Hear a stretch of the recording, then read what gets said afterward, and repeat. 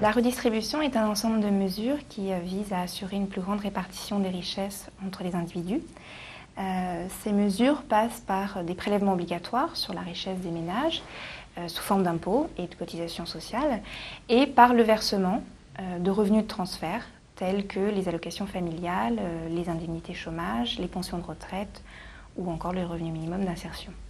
Donc au total, le revenu disponible d'un ménage se mesure comme la somme de son revenu primaire et de ses prestations sociales qu'il a perçues, dont on retranche les impôts et les cotisations sociales qu'il a versées. Donc l'objet de la redistribution, c'est de réduire les écarts de revenus qui existent entre les ménages.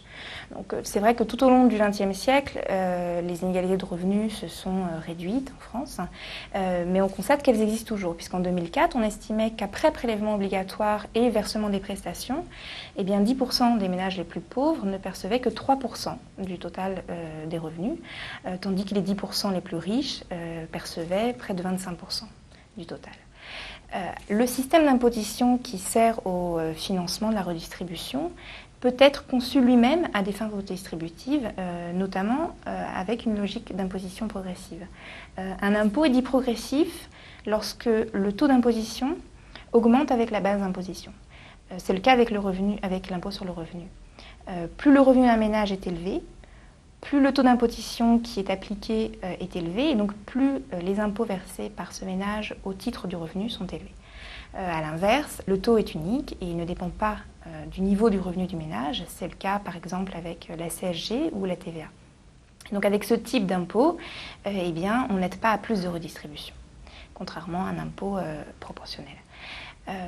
Plusieurs arguments militent en faveur d'une politique de redistribution, puisque la redistribution, eh bien, elle permet d'élever la solvabilité des ménages, donc la consommation et donc la croissance économique.